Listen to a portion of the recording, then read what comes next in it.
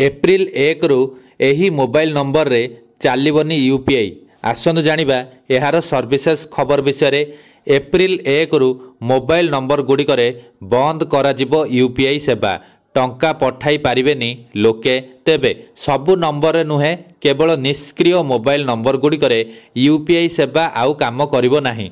जालियाती एवं अनधिकृत कारोबार को रोकिबा पई national payment corporation of India तथा एनपीसीआई बैंक एवं पेमेंट सेवा प्रदानकारी तथा पीएसपी एपरी नंबर गुड़ी को डिलीट करने को निर्देश देइछि।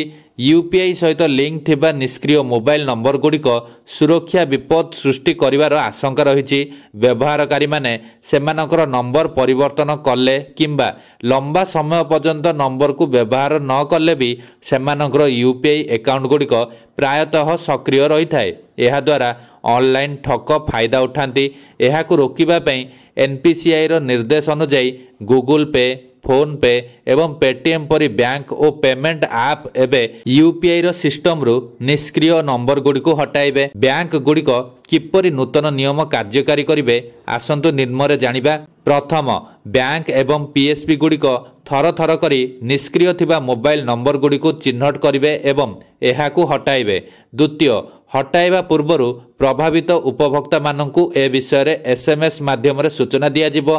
तृतीय, चेतावनी सत्वे जदि कोनोसी मोबाइल नंबर निष्क्रिय रहे तेबे ठकई को रोकिबा पई एहाकु यूपीआई रु तालिका रु हटा जिवो। चतुर्थ, व्यवहारकारी माने समय सीमा पूर्वरु सेमानकर मोबाइल नंबर को अपडेट करी सेमानकर यूपीआई एक्सेस पुनः स्थापित करि परिबे।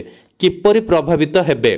प्रथम, जो उपभोक्ता माने सेमानकर मोबाइल नंबर परिवर्तन करिसंती किंतु बैंक सहित एहाको अपडेट करि नाहंती। द्वितीय, जो उपभोक्ता माने निष्क्रिय नंबर रखिसंती एवं दीर्घ दिन धरी एसएमएस किंबा बैंकिंग अलर्ट पई व्यवहार करि नाहंती।